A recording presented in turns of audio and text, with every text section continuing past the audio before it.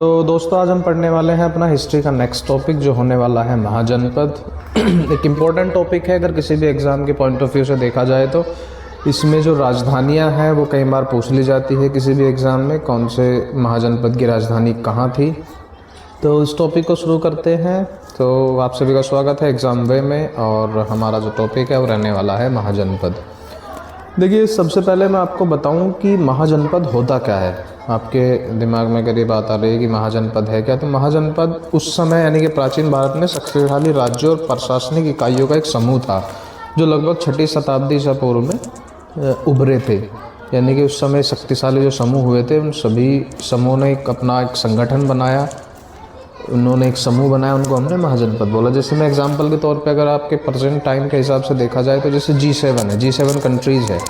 G7 countries भी क्या है, ये एक 7 पावरफुल इकोनॉमिक जो कंट्रीज़ हैं उनका एक समूह है, इसको हम G7 बोलते हैं। इस तरीके से G8 है, और आपके सार्क है, आपका ब्रिक्स है। ये सभी जो अलग अलग तरीके के समूह हैं, इसी तरीके से एक महाजनपद था उस समय। यानी कि जो उस समय के शक्तिशाली राज्य थे उन्होंने अपना एक समूह बनाया था जिसको हम महाजनपद बोलते थे। ठीक है, ये नॉर्मली 16 महाजनपद थे। 16 महाजनपदों के बारे में हमें पढ़ा है। जैन धर्म में भी कहा गया है, बौद्ध धर्म में भी इनको 16 महाजनपदों का उल्लेख मिलता है। इनको हम बारी बारी से पढ़ना शुरू करेंगे, कौन कौन से आपके महाजनपद हैं। तो अगर मैं बात करूँ महाजनपदों में कितने हैं, तो वो है आपके 16 में सबसे पहला जो है वो है अंग महाजनपद। ये राज्य मगध के पश्चिम में स्थित था, जो मगध आज के समय भी है। मगध के पश्चिम में स्थित था। अंग जैसे जो है आधुनिक बिहार के मुंगेर और भागलपुर ज़िले जो हैं, जो प्रेजेंट के हैं, वो इसमें सम्मिलित थे उस समय। आगे अगर बात की जाए मगध और अंग राज्यों के बीच में उस समय चंपा नदी बहती थी। चंपा इसकी राजधानी का नाम भी था। तो एग्जाम में पूछ लिया जाता है अंग महाजनपद की राजधानी क्या थी। तो अंग महाजनपद की राजधानी का नाम क्या था, वो चंपा था। यह उस काल के व्यापार और सभ्यता का प्रसिद्ध केंद्र था। यानी कि जो अंग है उस समय के व्यापार और सभ्यता का प्रसिद्ध केंद्र था। अंग और मगध के मध्य निरंतर संघर्ष हुआ करते थे। जनपद के राजाओं ने ब्रह्मदत्त के सहयोग से मगध के कुछ राजाओं को पराजित भी किया था, किंतु कालांतर में इनकी जो शक्ति है वो कम होती चली गई और बाद में ये मगध राज्य में मिल गया। महाभारत काल में कर्ण का राज्य था। आपने महाभारत में सुना भी होगा कि अंगराज कर्ण, यानी कि अंगराज जो थे उस समय कर्ण का राज्य प्राचीन महाभारत काल में था। इसके प्रमुख नगर चंपा और अश्वपुर थे। इसका प्राचीन नाम मालिनी था। अगर मैं मैप के हिसाब से आपके देखूँ तो अंग प्रदेश आप यहाँ देख सकते हैं, पूरा भारत का ऊपर मैप लगा हुआ है। इसमें से एक जो डार्क किया हुआ है ब्लैक कलर का, उसको अलग निकाला हुआ है, वो आपका अंग प्रदेश है। ठीक है, ये मैंने आपको सर्कल करके दिखा दिया है। इसको हमने नीचे जो है थोड़ा सा बाहर निकाल के दिखा रखा है। तो आपका अंग प्रदेश क्या है, ये रहा भारत के नक्शे में। अगर मैं बात करूँ दूसरे की, तो दूसरा आपका मगध है। इस राज्य का अधिकार क्षेत्र छोटे मोटे तौर पर जो है आधुनिक बिहार के पटना और गया जिले के भू प्रदेश पर था। इस राज्य की जो प्राचीन राजधानी थी वो आपकी ग्रीवर्ज थी, एग्जाम में पूछा जाता है। बाद में राजगृह व पाटलिपुत्र इसकी राजधानी बन गई थी। ठीक है, आगे बढ़ते हैं। प्रारंभ में एक छोटा राज्य था, लेकिन इसकी शक्ति में लगातार विकास होता गया और बुद्ध काल में 4 शक्तिशाली राज्यों में से एक हो गया। ठीक है, इसकी शक्ति जो है धीरे धीरे बढ़ाई इनके राजाओं ने और ये बड़ा राज्य बन गया था बुद्ध काल में। मैप में हम इसको भी देख लेते हैं। ये जो आप रेड कलर में देख रहे हैं पूरा का पूरा उस समय का नंदा एम्पायर के समय जो था ये मगध राज्य था। मगध राज्य ने अपनी पावर जो है इस तरीके से बढ़ा ली थी कि आप इसमें देखें छत्तीसगढ़, उत्तर प्रदेश, मध्य प्रदेश के कुछ जगह भी आ गए हैं प्राचीन, मतलब आधुनिक अगर देखें तो। नेक्स्ट है काशी। महाजनपद काल का सर्वाधिक शक्तिशाली राज्य था। इसकी राजधानी वाराणसी थी। एग्जाम में पूछा जाता है। ये अपने वैभव, ज्ञान शिल्प के लिए बहुत प्रसिद्ध थी। महाजनपद काल का अंत होते होते कौशल राज्य में विलीन हो गया था। नंबर 4 की अगर मैं बात करूँ तो वो है वत्स राज्य। ये राज्य गंगा नदी के दक्षिण में और काशी व कौशल के पश्चिम में स्थित है। इसकी राजधानी कौशाम्बी थी। व्यापार का एक प्रसिद्ध केंद्र था। कौशाम्बी प्रयागराज से लगभग 48 किलोमीटर दूरी पर है। इसकी राजधानी जरूर ध्यान रखेंगे, कौशाम्बी। बुद्ध के समय यहाँ का राजा उदयन था, जो बड़ा शक्तिशाली था। उसकी मृत्यु के बाद मगध ने इस राज्य को हड़प लिया था। वत्स का राज्य भी बुद्ध के समय में 4 प्रमुख शक्तिशाली राज्यों में से एक था। इसके बारे में भी ध्यान रखेंगे। इसका यहाँ का राजा कौन था उस समय, वो आप लोग ध्यान रखेंगे, ठीक है। इसको भी हम मैप में देख लेते हैं। ये देखिए सभी महाजनपद काल के जितने भी सभी राज्य हैं सभी के सभी इसमें हैं, आप यहाँ देख सकते हैं। तो मैं वत्स को जो है सर्कल कर देता हूँ। वत्स राज्य ये रहा आपका, बेसिकली आपके कोसी के आसपास आपको दिखाई दे रहा है, मल्ल के, कौशल के, कोसी के आसपास आपको वत्स दिखाई दे रहा है। नेक्स्ट है आपका नंबर 5, वो है वज्जी। यह राज्य गंगा नदी के उत्तर में नेपाल की पहाड़ियों तक फैला हुआ था। पश्चिम में गंडक नदी इसकी सीमा बनाती थी। पूर्व में इसका विस्तार कोसी और महानंदा नदियों के तटवर्ती जंगलों तक था। ये संभावित है, पक्का नहीं है कि यहाँ तक था कि था नहीं। यह एक संघात्मक गणराज्य था जो 8 कुलों से मिलकर बना था। बुद्ध तथा महावीर के काल में यह अत्यंत शक्तिशाली गणराज्य था। बाद में मगध के शासकों ने इसे अपने राज्य में बना लिया। मैंने अभी बताया था मगध राज्य ने बहुत सारे राज्यों को हड़पा था नंद वंश के आसपास, और एक शक्तिशाली राज्य जो है मगध उस समय का बन गया था। मैप में आप लोग देख सकते हैं, ये आपका रहा वज्जी जिसको मैं सर्कल कर रहा हूँ। आप देख लीजिए ये आपका वज्जी है।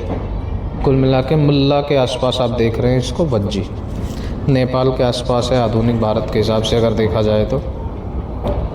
नेक्स्ट आपका जो है नंबर 6, उसकी हम बात कर लेते हैं, वो है कौशल राज्य। इस राज्य का विस्तार आधुनिक उत्तर प्रदेश के अवध क्षेत्र में था। और आगे मैं अगर इसकी बात करूं, आधुनिक उत्तर प्रदेश का अवध क्षेत्र जो था इसका विस्तार था इतना। रामायण में इसके राजधानी जो है वो अयोध्या बताई गई है। प्राचीन काल में दिलीप, रघु, अश्वत्थ, दशरथ और श्री राम आदि सूर्यवंशी शासकों ने इस पर शासन किया था। ये आपने रामायण में पढ़ा भी होगा। बौद्ध ग्रंथ में इसकी राजधानी श्रावस्ती कही गई है। बुद्ध के समय में 4 शक्तिशाली राजतंत्रों में से था। इसकी राजधानी एग्जाम में पूछी जाती है, किसके अनुसार कहाँ थी, वो जरूर ध्यान रखेंगे आप। और मैप में हम इसको देख सकते हैं। कौशल राज्य ये जो है आपका सर्कल कर दिया जा रहा है, कौशल राज्य, इसको आप देख सकते हैं। नेक्स्ट अगर हम बात करेंगे कौशल राज्य के आगे तो वो हमारा होने वाला है, देख लेते हैं नेक्स्ट कौन सा है। नंबर 7 की अगर हम बात करें तो वो है अवंती। इस राज्य के अंतर्गत वर्तमान उज्जैन का भूप्रदेश और नर्मदा घाटी के कुछ भाग आते हैं।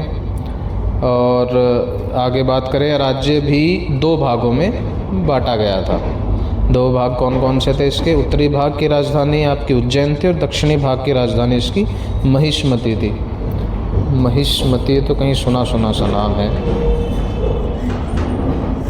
अच्छा बाहुबली मूवी में है शायद ये। बुद्धकालीन 4 शक्तिशाली राजतंत्रों में से एक यह भी था। बाद में मगध राज्य में सम्मिलित कर लिया गया था। आगे देख लेते हैं इसके बारे में। इसका पहले मैप में जगह देख लेते हैं ये कहाँ है। अवंती की अगर मैं बात करूँ तो अवंती ये रहा बिल्कुल इन सभी महाजनपदों से थोड़ा सा नीचे की साइड। इसको हम सर्कल कर दे रहे हैं, ये रहा आपका अवंती। नेक्स्ट थोड़ा सा आगे बढ़ते हैं। अवंती के बाद हम लोग देखेंगे नेक्स्ट जो आपका नंबर 8 है वो रहा आपका मल्ल। यह एक गणराज्य था, 2 भागों में बटा हुआ था। एक की राजधानी कुशीनारा थी जो वर्तमान उत्तर प्रदेश के देवरिया जिले के आधुनिक कुशीनगर में है, और दूसरे की राजधानी पावा थी। पावा से आपको कुछ याद आया हो तो ध्यान रखेंगे, बुद्ध काल में पावा का जिक्र है। मल्ल लोग अपने साहस व युद्ध प्रियता के लिए विख्यात थे। मल्ल राज्य अनंत मगध द्वारा जीत लिया गया था। इसको हम थोड़ा सा मैप में देख लेते हैं। देखिए जितने भी मैं आपको बता रहा हूँ ये महाजनपद, इनकी राजधानियाँ बहुत ज़्यादा ज़रूरी है। राजधानी आप लोग ज़रूर याद रखें, इनकी एक अलग टेबल बना लीजिए। एक तरफ आप महाजनपद लिख लीजिए, दूसरी तरफ इनकी राजधानी याद रखेंगे। इसको मैंने देखिए रेड पेन से दिखाया आपको, मल्ल कहाँ है देख लीजिए आप। नेक्स्ट बात करेंगे नंबर 9 तो है पांचाल।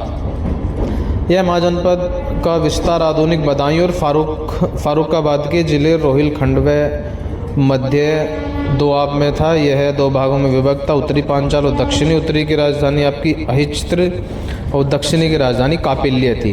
यह एक गणतंत्रीय व्यवस्था कायम थी यहाँ एक। तो आगे बढ़ लेते हैं। पांचाल की अगर हम बात करें, आपने मैप में देख ही लिया है पांचाल भी।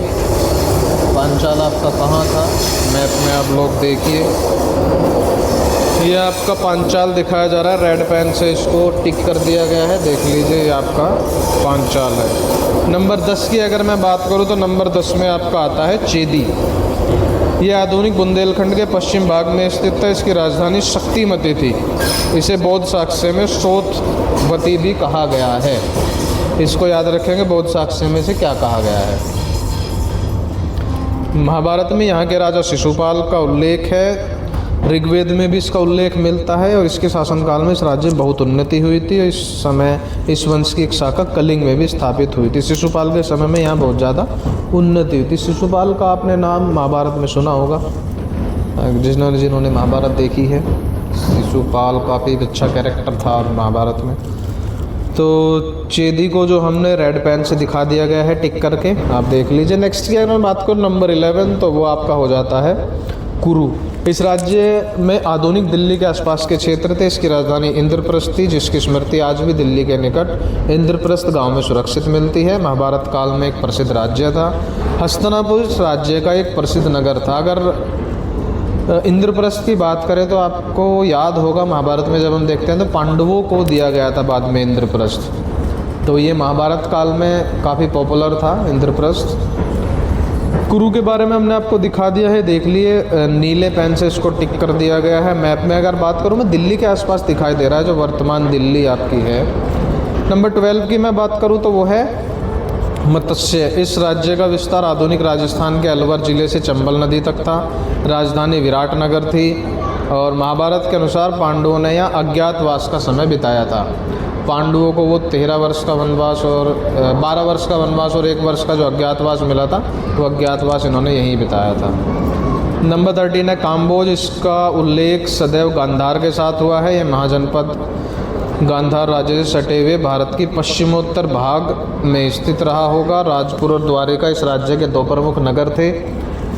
यह पहले एक राजतंत्र था, किंतु बाद में इसको गणतंत्र बना दिया गया था। नंबर 14 की मैं बात करूँ तो सूरसेन, इसकी राजधानी मथुरा थी। महाभारत और पुराणों में यहाँ के राजवंशों को यदु या यादव कहा गया है। इसी राजवंश की यादव शाखा में श्री कृष्ण का जन्म हुआ था। यानी कि सूरसेन जो राजवंश की जो एक शाखा है यादव, उसी में ही आपके श्री कृष्ण जी का जन्म हुआ था।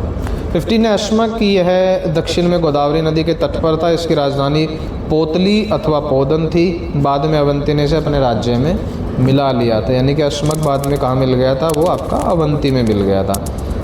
लास्ट बात कर लेते हैं 16 नंबर, जो है गांधार।